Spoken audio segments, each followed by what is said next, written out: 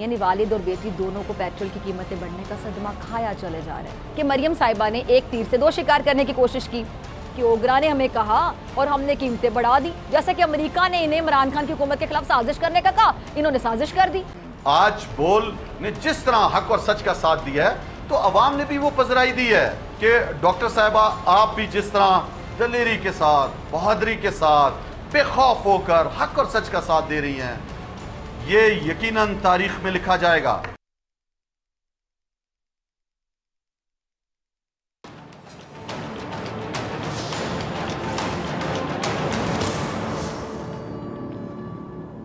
अस्सलामुअलैकुम। प्रोग्राम में खुश आमदीद। हुकूमत ने गिराया एक और पेट्रोल बॉम्ब, हुकूमत ने दिया बड़ा धोखा, मरियम नवाज की मुमकिना मुदाखलत, पेट्रोल की कीमतें बढ़ाने पर इत्तेहादियों को भी तहफ़्फ़ुज़ात, मिफ्ता ने सारा मलबा शहबाज शरीफ पर डाल दिया, कप्तान कराची में सजाएंगे मैदान। नाज़रीन, इमरान खान ने मईशत को मजबूत करने के लिए हर तरह के चैलेंज को कबूल किया, यहाँ तक कि उन्होंने हर तरह की नाजायज़ तनकीद को भी सब्र के साथ बर्दाश्त किया। लेकिन हकीकत क्या है कि इमरान खान के इक़्तिदार संभालने से पहले ही मईशत आखिरी सिसकियाँ ले रही थी। फिर इसको इमरान खान ने वेंटिलेटर से निकाल कर अपने पाँव पर खड़ा कर दिया और इसका सबूत हालिया इक़्तिसादी सर्वे की रिपोर्ट है जो ये गवाही दे रही है कि इमरान खान के दौरे हुकूमत में तमाम शोबे तरक्की के जीने पर चढ़ना शुरू हो गए थे। हालांकि कोरोना की सूरत हाल ने भी हमारी मईशत को काफ़ी हद तक, आपको याद होगा, मुतासर किया था, लेकिन अगर इमरान खान उस दौरान सही फैसले ना करते तो हमारी मईशत को और भी ज़्यादा नुकसान पहुँच सकता था। अच्छा, इमरान खान ने कोरोना की वबा में इंसानी जानों और मुल्क की मईशत दोनों को बचाया। ये बड़ा मुश्किल था, एक बड़ा चैलेंज था कि मईशत भी बचानी थी और कोरोना के लिए भी अच्छी एक हिकमत अमली बनानी थी कि किस तरह इससे लड़ा जाए। अच्छा, जिसकी दुनिया भर में आपको याद होगा बड़ी तारीफ़ हुई थी, लोगों ने स्मार्ट लॉकडाउन की जो स्ट्रैटेजी थी, हिकमत अमली थी इमरान खान साहब की, उसको बड़ा पसंद किया था, दुनिया भर में इसकी तारीफ़ हुई थी। हाँ, हमारे मुल्क में तनकीद की गई थी मुखालिफिन की जानिब से। शायद जो बेहतर होती मईशत है और इमरान खान साहब की दुनिया भर में जो होती हुई तारीफ़ें हैं वो उनके दुश्मनों को हज़म नहीं हुई और उन्होंने बदतरीन मईशत और महंगाई का राग अलाप कर ये जो रिजीम चेंज हुआ ये कर दिया। लेकिन इमरान खान के मुखालिफिन का मकसद कतई तौर पर महंगाई का खात्मा नहीं था। अब तो सबको यकीन हो गया होगा, मईशत को बेहतर करना इनका मकसद नहीं था, सिर्फ अपना माल बचाना इनका वाहिद मकसद था। वाहिद यानी इकलौता मकसद, सिर्फ लूट मार करना इनका इकलौता मकसद था। अब आप देखिए कि ये लोग मईशत बेहतर करने के बहुत ज़्यादा दावे करते थे और ये मफरूर इसहाक डार लंदन से बैठकर महंगाई को कम करने, मईशत को बेहतर करने के वो जो नुस्खे बयान किया करते थे, आपको याद होगा, फॉर्मूले बताते होते थे कि ऐसे हो जाएगा, वैसे हो जाएगा। अब बताएं ना, करके दिखा दें, दे दें को मशवरा। अब जिस तरह ये जाली पीर होते हैं ना, जो जाली पीर लोगों को बेवकूफ़ बनाते हैं कि एक तवीज़ से ये हो जाएगा, इस चीज़ से वो हो जाएगा, ठीक वैसे ही मईशत के जाली पीर इसहाक डार ने अवाम को गुमराह करने की पूरी कोशिश की, लेकिन कौम इस बार गुमराह नहीं हुई। ये है तब्दीली। कौम पर सब वाज़े हो गया कि ये हुक्मरान सिर्फ चोर दरवाजे से इक़्तिदार पर काबिज होना चाहते थे। इनका निशाना सिर्फ इमरान खान था, क्योंकि ये जानते थे कि अगर इमरान खान कुछ देर और इक़्तिदार में रहते तो मईशत तो तरक्की करना शुरू हो जाती। और ऐसी सूरत हाल में होता क्या, इमरान खान के मुखालिफिन का हमेशा हमेशा हमेशा के लिए सियासी रोज़गार ख़त्म हो जाता। इसी डर से, इसी खौफ की वजह से इनकी जो रोटी पानी है बंद ना हो जाए, इन्होंने इमरान खान को साजिश के तहत इक़्तिदार से अलहदा कर दिया और अब इनसे मईशत संभल नहीं रही। और इनको पता है बात, इनके दावे और वादे सभी धरे के धरे रह गए। दूसरों को नाअहली के फतवे बांटने वाले, सादिर करने वाले ये जो आज के हुक्मरान हैं, नाअहली में बाकायदा टॉप कर चुके हैं और पेट्रोल की कीमतें, बिजली की बढ़ती कीमतें अवाम के सरों पर कहर बनकर गिर रही हैं। मिफ्ता साहब जो इमरान खान के दौर में बहुत फ़लसफ़ी बने फिरते थे, तरह तरह के मशवरे देते थे, अब वो थके हुए मशवरे दे रहे हैं और थके हुए जो मशवरे हैं ना, पता नहीं है वो क्यों दे रहे हैं। अब करें ना मईशत ठीक, पहले तो बड़ी बातें करते थे, लेकिन अब आपकी बोलती बंद क्यों हो गई? अब जो मशवरे देते हैं बड़े बुझे चेहरे के साथ आते हैं, थके हुए मशवरे देते हैं। आप तो पेट्रोल की कीमत 15 रुपये कम करने जा रहे थे, फिर पेट्रोल की कीमत में 6 रुपये 72 पैसे इजाफा किस खुशी में कर दिया गया और साथ ही आप कह रहे हैं कि मुनासिब फैसला है। कोई शर्म नहीं आती ये बात करते हुए, आप कौन का मजाक उड़ा रहे हैं? ये ज़रा क्लिप चलाइएगा। सुना आपने मिफ्ता साहब को। मिफ्ता साहब, अब पेट्रोल की जो नई कीमत है जी 6 रुपये 72 पैसे इजाफे के बाद 233 रुपये 91 पैसे फ़ी लीटर मुकर्रर हो गई है और मिफ्ता साहब को पेट्रोल बढ़ाने का फैसला इंतहाई मुनासिब लग रहा है। कहते बड़ा मुनासिब फैसला है। जब ज़मीर मर जाए ना, ज़मीर ही जब मर जाए तो फिर जुल्म भी मुनासिब लगना शुरू हो जाता है मेरे ख्याल से। और यही हाल इस वक्त मिफ्ता साहब का है। आपकी हिम्मत कैसी हुई कि एक तो आप अवाम पर महंगाई का जुल्म करते चले जाएं, फिर आप ऊपर से शर्मिंदा होने की बजाय ये कहें बड़ी ढिठाई के साथ कि ये मुनासिब फैसला है।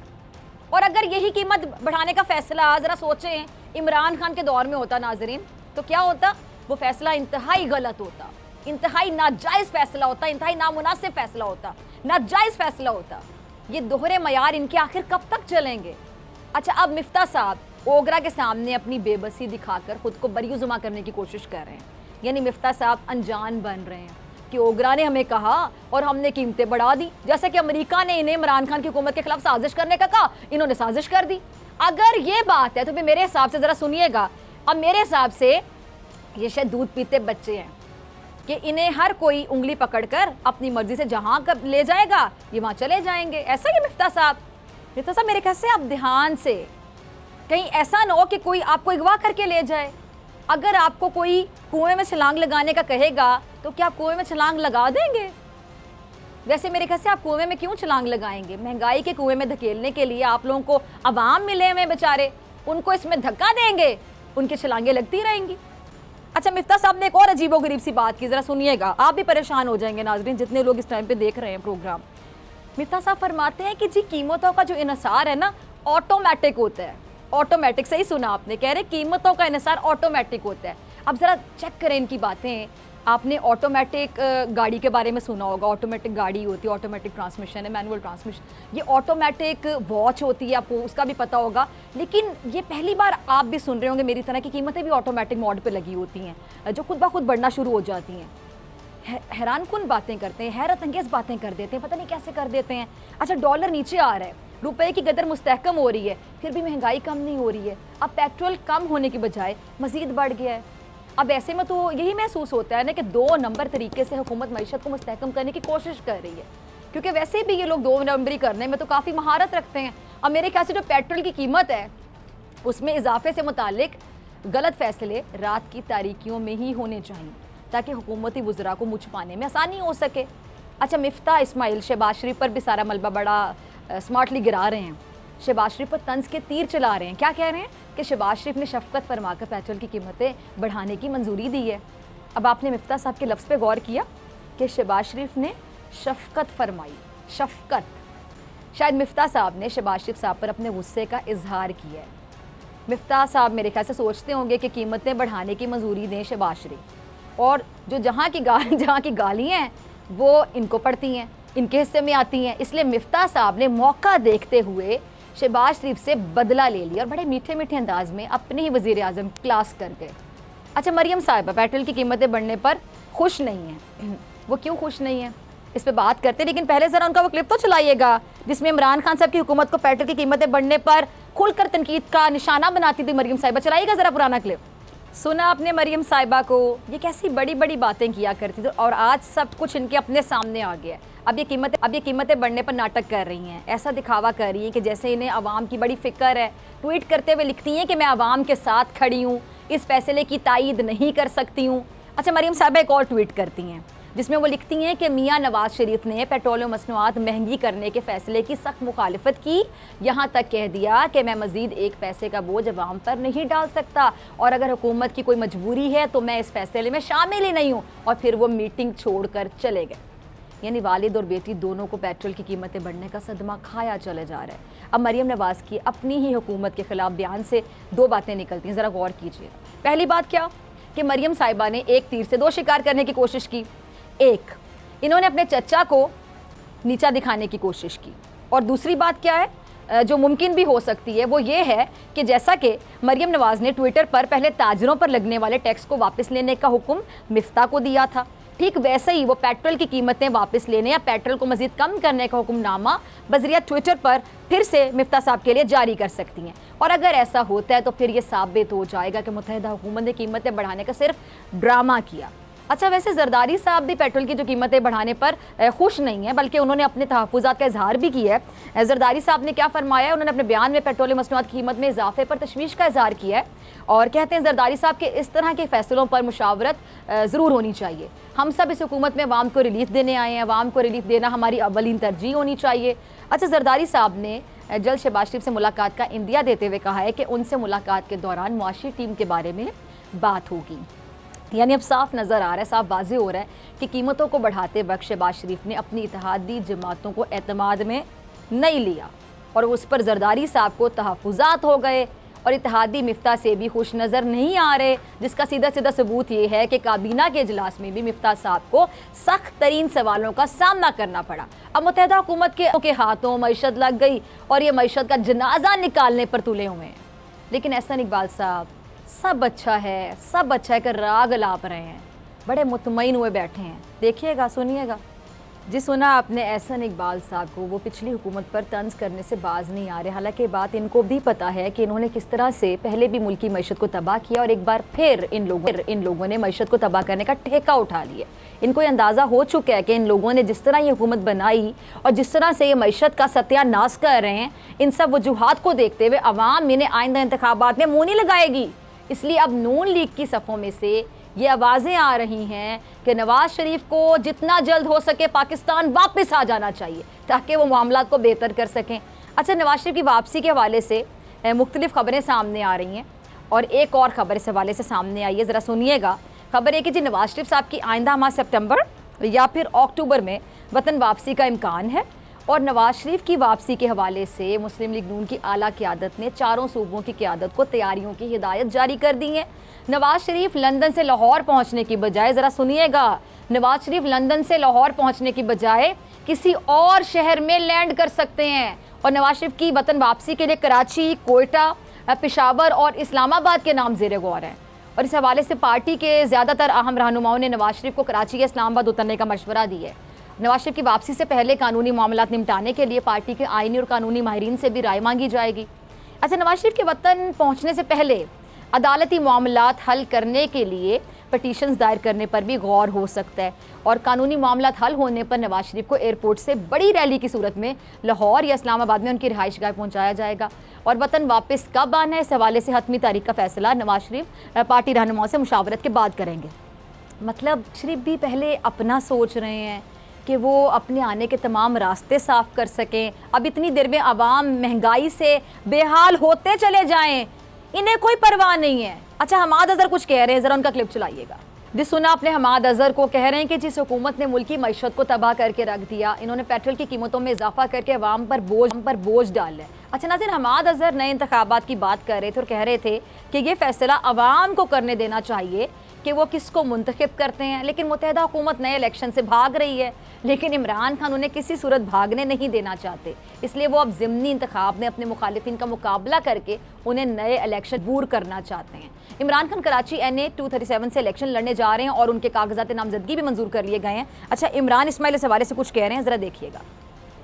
जी सुना आपने इमरान इस्माइल को। अब इमरान खान कराची में भी बड़ा जलसा करने वाले हैं, वो कराची के ज़िमनी इंतखाब की मुहिम भी चलाएंगे। इमरान खान अवाम की मदद से इनकलाब लाने वाले, ऐसा इनकलाब जो मुत्तहिदा हुकूमत को अनकरीब कहने वाला है कि अब ऐसे नहीं चलेगा। मिलते हैं ब्रेक के बाद, और ब्रेक पे जाने से पहले देखिए हमारा सेगमेंट मत समझो हमने बुला दिया।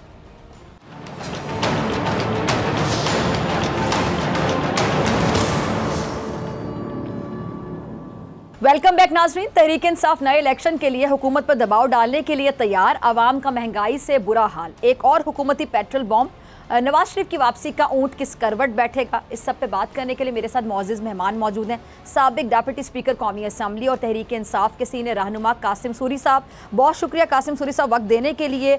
सूरी साहब, तहरीक इंसाफ ने मुल्क भर में ये जो जलसों का ऐलान किया है, तो क्या इससे आप हुकूमत से आम इंतखाबात का ऐलान करवा सकते हैं? देखिए, इंतखाबात तो जमहूरियत का एक हुस्न है और जमहूरियत में अवाम के पास जाया जाता है, ना कि आप ड्राइंग रूम की सियासत करें। जिस तरह पाकिस्तान तहरीक इंसाफ अवाम के पास गई, इमरान खान साहब, और आपने देखा कि अवाम ने जो रिस्पॉन्स दिया तो वो पॉलिसी से खुश थे जो पाकिस्तान तहरीक इंसाफ की 3.5 साल में रही। जिस तरह कोविड से निपटे हमारी ये हुकूमत, जिस तरह हमने इकॉनमी को बेहतर किया, पाकिस्तान की तारीख का सबसे ज़्यादा रोज़गार दिया, हमने अपनी एक्सपोर्ट बढ़ाई, हमने पाकिस्तान की तारीख का सबसे ज़्यादा टैक्स इकट्ठा किया, गरीबों को दिया, पॉलिसीज़ बनाई गरीबों के लिए। एहसास प्रोग्राम के साए तले हमने कई प्रोजेक्ट्स शुरू किए, कोई भूखा ना सोए शुरू किया, हमने जो है वो लंगर खाने खोले, पनाह गाहें बनाई, गरीबों को एहसास के ज़रिए 12-12 हज़ार रुपये मुश्किल वक्त में कैश पैसे दिए। तो मैं समझता हूँ जो हमारी जो पाकिस्तान तहरीक इंसाफ की स्ट्रेंथ है वो तो अवाम है। अवाम ने फैसला करना है कि कौन आने वाला हुक्मरान होगा। तो पंजाब के जो बाई इलेक्शंस थे, 20 सीटों पर जो लोटे जिन्होंने अपना ज़मीर बेचा था पंजाब में, वो जब 20 सीट हुए तो आपके सामने है जो राब्ता मुहिम इमरान खान साहब ने शुरू की, हम सबको भेजा, हम सारे अवाम में रहे और फैसला आप सबके सामने आया कि अवाम ने रियासती मशीनरी साथ थी, इलेक्शन कमीशन बांदी बनी हुई थी, पंजाब हुकूमत की, वफाकी हुकूमत की, तमाम वसाइल उन्होंने इस्तेमाल किए और पंजाब हुकूमत, पुलिस, दहशतगर्दी, थाना, लोगों पे रिपोर्ट दायर करना, नौजवानों को डराना, हर चीज़ उन्होंने किया, पैसे का इस्तेमाल किया। लेकिन अवाम ने बताया कि उनमें शऊर आ चुका है। अवाम ने हकीकी आज़ादी को वोट दिया, गुलामी से निजात का फैसला किया, इम्पोर्टेड हुकूमत को नामंजूर कहा। उन्होंने बेकारी वज़ीर आज़म जो बेकारी बना हुआ है, जो कहता है कि पूरी कौम बेकारी है, उसको और उसके वजीरों को जो कहते हैं कि वेंटिलेटर पे अमेरिका के, उन लोगों को जो कहते हैं कि आपका जो मुफ्ता इस्माइल साहब, मुझे तो समझ में नहीं आती, ये इतना संजीदा वजारत है इनके पास, ये वजीर ख़जाना है, इनको तो चाहिए ये डील करें हमारी ताजर बरादरी से, हमारे स्टॉक एक्सचेंज वालों से, लाए अमल दें लोगों को, किस तरह सस्ता करना है। ये तो वजीर इत्तलात बने हुए हैं, हर टाइम देखो टीवी पे इनकी बोंगियां चल रही होती हैं। इस तरह मुल्क चलता है। डॉलर किधर से किधर पहुंच रहा है, महंगाई का पहाड़ पे पहाड़ गिराते जा रहे हैं। अब फिर इन्होंने पेट्रोल और डीजल महंगा कर दिया है और ऊपर से इनकी वो जो बनी हुई है जो लीडरानी, जो सिर्फ झूठ बोलने में मास्टर है, जो सजा याफ्ता है अदालत से, वो बड़ा अफसोस का इजहार करती है जी मियाँ साहब ने कह दिया अवाम पे जुल्म नहीं करना। और ये जो पहाड़ गिराते जा रहे हो ये क्या है? पॉलिसीज यहाँ पे इनकी खुद ये बना नहीं रहे हैं। कभी ये लंदन भाग रहे हैं, लंदन और इस्लामाबाद के दरमियान में नहीं तो मरियम साहिबा पेट्रोल पंप्स पे भी साथ चली जाया करे अवाम के साथ हमदर्दी करने के लिए। शायद मरियम साहिबा को देखने के बाद पेट्रोल पंप के पे जो लोग हैं वो आपकी पेट्रोल की जो प्राइस है वो कम कर दें। मतलब कि अजीबोगरीब से मंतक ये पेश करती हैं कि मुझे हमदर्दी है। किस किस्म की हमदर्दी है? वो मरियम साहिबा का सबको पता है, झूठी नंबर 1। वो 2000 रुपये जो है वो मेरा ख्याल वो कार्ड में, उनका कार्ड जो है उसमें तो कहीं से बाहर से मनी लॉन्ड्रिंग से शायद पैसा आता हो, वो तो चल जाएगा। इनके तो चपड़ासियों के पास भी अरबों रुपए थे, उसके अकाउंट से भी निकले, आप सबको पता है। तो ये तो वो लोग हैं जो धोखा देना चाह रहे हैं अवाम को, सिर्फ पाकिस्तान में मरूसी सियासत लाना चाहते हैं। नौजवान का और कोई किरदार नहीं है पाकिस्तान में, सिर्फ यही 2-3 खानदान हैं बड़े जिनके बच्चे जो है वो बस पाकिस्तान चलाएंगे। तो ये अल्लाह का शुक्र है पाकिस्तान के सबसे बड़े सूबे पंजाब की अवाम ने साबित कर दिया कि वो इन खानदानों से तंग आ चुके हैं। वो नई लीडरशिप चाहते हैं, वो गुलामी नहीं चाहते। इन्होंने तो अमेरिका के आगे घुटने टेक दिए, फैसला ऊपर से लिखा हुआ आता है, हाथ कांप रहे होते हैं इनके, कोट टाई पैंट लगा के पसीना आ रहा होता है। तो मैं समझता हूँ कि आज के नौजवान को जो खुदी का फ़लसफ़ा सिखाया है, जो इलामा इकबाल के जो शाइन बनने का फ़लसफ़ा दिखाया है, जो हक और सच की राह में खड़े होने का फ़लसफ़ा दिखाया है, वो इमरान खान साहब ने सिखाया है। इमरान खान साहब ने हकीकी मानों में जब पाकिस्तान बन रहा था कि पाकिस्तान का मतलब क्या, ला इलाहा इल्लल्लाह, आज हमारे इस कलमे का ला इलाहा इल्लल्लाह मोहम्मद रसूलुल्लाह का मतलब समझा दिया है कि ईमान पर डट के खड़े रहना, एक अल्लाह के आगे झुकना, किसी दुनियावी बुत को नहीं मानना, अमेरिका और इस जैसे हवारियों को कोई उसको आका नहीं मानना, और हमारे प्यारे नबी सल्लल्लाहु अलैहि वसल्लम की सुन्नत पे अमल करते हुए, उनके किरदार पे चलते हुए, ईमान की ताकत से बेखौफ होकर पाकिस्तान को आगे लेकर जाना। तो आज का नौजवान इस पाकिस्तान का मतलब क्या, ला इलाहा इल्लल्लाह मोहम्मद रसूलुल्लाह का मतलब समझ चुका है। तो ये एक बहुत ही खुशाइन बात है।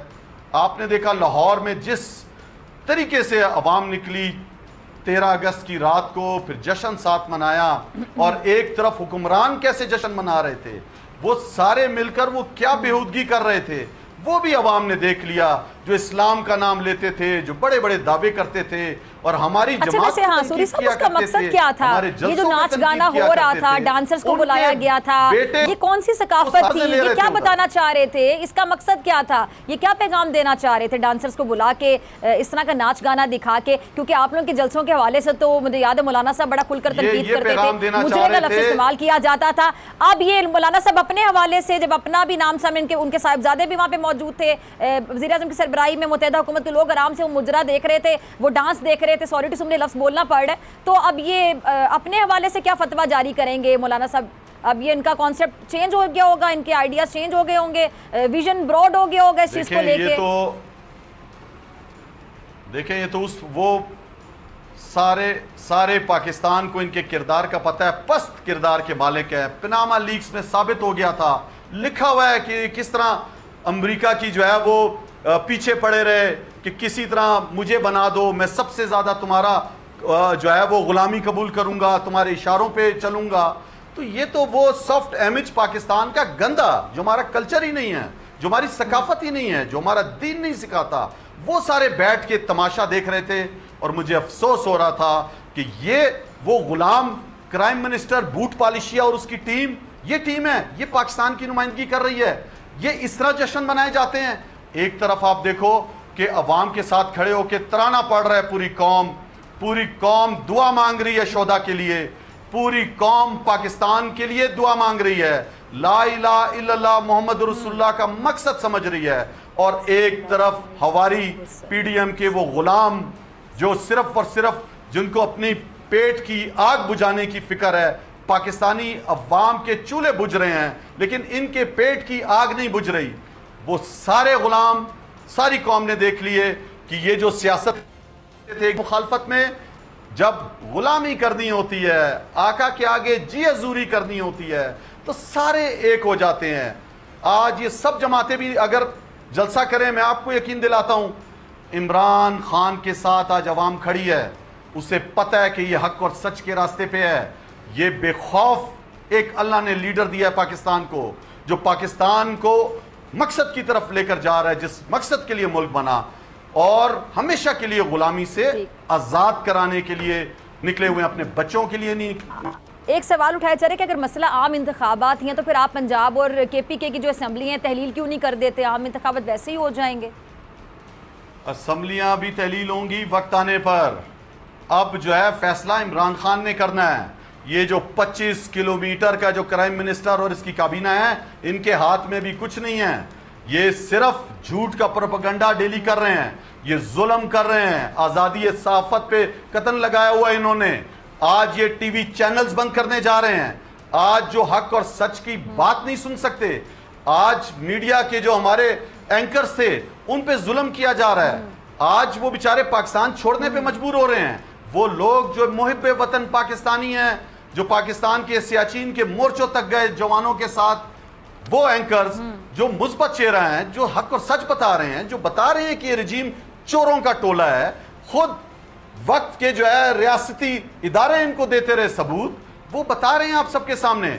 मुझे तो डर है कि ये बोल पर भी, आज बोल जो हक और सच की आवाज बना हुआ है, बेखौफ हो के पाकिस्तान की मजदूर की आवाज बना हुआ है, नौजवान की आवाज बना हुआ है, घरों में बैठी हुई ख्वातीन की आवाज बना हुआ है, बुजुर्गों की आवाज बना हुआ है, पढ़े लिखे लोगों की आवाज बना हुआ है, ये उसको भी दबाने की कोशिश करेंगे। तो मैं आपको ये कहना चाहता हूं कि आज का पाकिस्तान वो मशीनरी रियासती इस्तेमाल करके खौफ में गुलामी कराने की पूरी कोशिश कर ली है। अवाम गुलामी नहीं मान रही। अच्छा सूरी साहब, मुझे ब्रेक का कहा जा रहा है। नाज़रीन, आपसे मुलाकात होगी ब्रेक के बाद।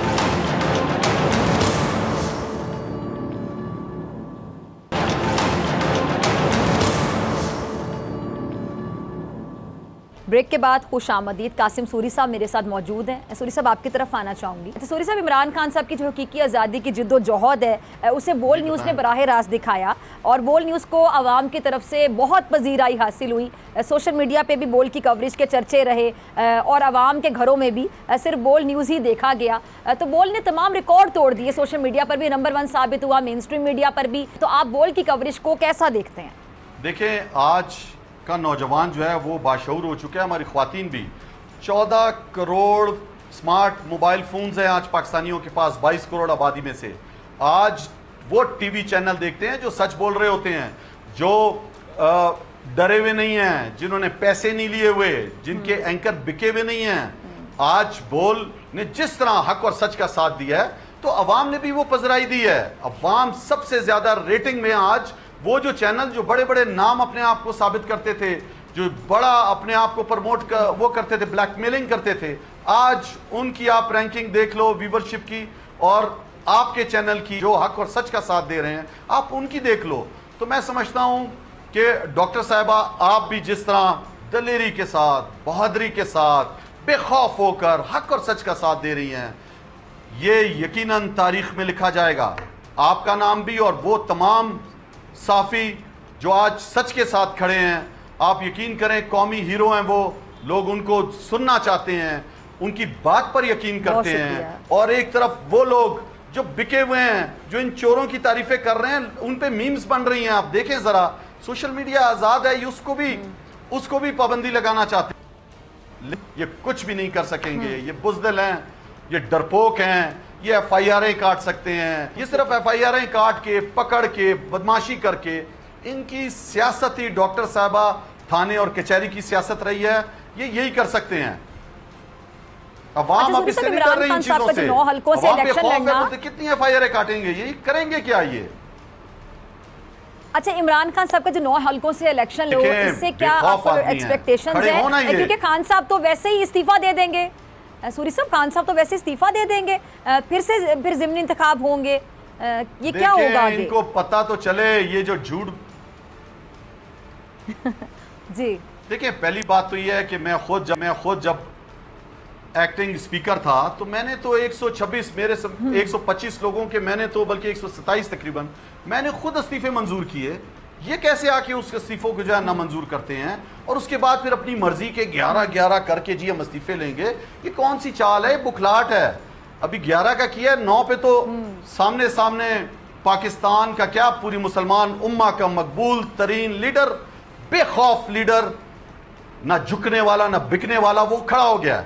आए ना जरा, ये तो रीजन के सियासतदान रह गए। एक का पंजाब पे सियासत का उसने ख्वाब सजाया हुआ दिमाग में, एक जो है वो सिंध का सियासतदान बना हुआ है, एक जो है वो जो मजहब का नाम लेता है वो तो महदूद हो गया खैबर पख्तूनख्वा में भी। तो ये जरा निकले ना, आए खड़ा होना। जरदारी या अपने बेटे को, जिसको ये वजीर खारजा बनाया हुआ, खड़ा करे ना उसको, दूध का दूध पानी का पानी हो जाएगा। ये शहबाज शरीफ खड़ा हो ना, जरा सामने आए ना, पंजाब के किसी हल्के में खड़ा हो जाए, खड़े हो जाए सारे लीडरों का मुकाबला होता है, देखते हैं कौन जीतता है। इनको पता चल जाएगा, बुरी तरह इनको शिकस्त सामने नजर आ रही है। अब बुखलाट का इलेक्शन कमीशन तो बाकी बना हुआ है, वो आपके सामने है, जो फंडिंग, ममनुआ फंडिंग को फॉरेन फंडिंग, लोगों को उल्टे सीधे आखिरी लाइन लिखी जा रही है। अभी तो ये भी नहीं पता चाह रहे हैं कि ममनुआ फंडिंग और फॉरेन फंडिंग में फर्क क्या होता है। दोनों में वाज़ेह एक फर्क होता है। फॉरेन फंडिंग किस मकसद के लिए लाई जाती है और किस तरह इस्तेमाल होती है, और ममनुआ फंडिंग क्या होती है, डिफरेंस ही नहीं पता चल रहा। कोई मुल्क देता है। बिल्कुल बिल्कुल, जी। अच्छा, आपने मुकाबले की बात की कि इमरान खान साहब का मुकाबला कोई नहीं कर सकता, तो मुत्तहिदा हुकूमत को लगता है कि एक बंदा उनका मुकाबला कर सकता है। नवाज शरीफ साहब, उनकी वापसी का नून लीग के रहनुमा ने बाकायदा ऐलान किया है और जावेद लतीफ के बकौल सितंबर में नवाज शरीफ वापस आ जाएंगे। यानी अब वो इमरान खान साहब का मुकाबला नवाज शरीफ को समझ कर लेकर आ रहे हैं वापस। लेकिन पाकिस्तान में आकर उनकी तबीयत खराब हो जाती है अक्सर, कासिम सूरी साहब, तो पाकिस्तान में आकर उनके प्लेटलेट्स अगर गिर गए फिर क्या होगा? किधर इमरान खान का किरदार? देखें, किधर इमरान खान एक सच्चा खरा लीडर, बेखौफ लीडर, सादिक और अमीन लीडर, और वो लीडर जो अपने पैरों पे खुद खड़ा हो, 26 साल मेहनत करके उसने पार्टी बनाई हो, जिसने खेलों के ग्राउंड में पाकिस्तान का झंडा रोशन किया हो, जिसने जब समाजी कामों में आया तो अस्पताल बनाया, यूनिवर्सिटी बनाई। और किधर ये शख्स चोर जो सजा याफ्ता है, 3 दफा का वजीर आजम, जिसको मनसब से, कुर्सी से उतार दिया और भागा हुआ है झूठ बोल के बीमारी का बहाना लेकर। ये शख्स मुकाबला करेगा इमरान खान का? ये तो नहल आदमी है। ये तो पूरी कौम को पता है कि इसने मकरूज किया, हमें गुलाम बनाया। ये तो वो है जिसके हाथ कांपते थे अमेरिका के सदर के सामने, पसीने आ रहे होते थे। ये मुकाबला करेगा इमरान खान का, जिसने अक़वाम मुत्तहिदा में खड़े होकर पूरी मुसलमान उम्मा का मुकदमा लड़ा, इस्लामोफोबिया का मुकदमा लड़ा, हमारे प्यारे नबी सल्लल्लाहु अलैहि वसल्लम की हुर्मत का मुकदमा लड़ा, आज़ाद खारजा पॉलिसी का मुकदमा लड़ा। ये करेगा ये चोर, ये डरपोक लोग। अब उसको तो आए ना पाकिस्तान, उसको तो सजा हुई है, सीधा जेल जाएगा। आए ना यहाँ पे, वो तो बेचारा कपकपी का शिकार हो गया जब से पता चला है कि अभी ये ढाल बनाकर मुझे इस्तेमाल करना चाह रहे हैं। आज का पाकिस्तान जिंदा लोगों का पाकिस्तान है, बेखौफ लोगों का पाकिस्तान है। ये जिस तरह भी आएंगे ये मुस्तरद हो चुके हैं, ये पारीना हिस्सा बन चुके हैं। ये अब तारीख का वो बदतरीन सफ़े हैं जिसने पाकिस्तानी कौम को गुलाम बनाया, मकरूज बनाया और समझते रहे कि गुलामी में ही शायद ये कौम चलती रहेगी। पाकिस्तान जिस मकसद के लिए बना था, आज़ाद और खुददार कौम, इस्लामी फलाई रियासत, इंशाल्लाह इमरान खान इसको उस तरफ लेकर जाएंगे। बहुत शुक्रिया कासिम सूरी साहब आपके वक्त के लिए। इसी के साथ मुझे दीजिए इजाज़त, आपसे मुलाकात होगी इंशाल्लाह कल सेम चैनल। अगर ज़िंदगी ने वफ़ा की, दुआओं में याद रखिएगा, अपना बहुत ख्याल रखिएगा। अल्लाह निगहबान।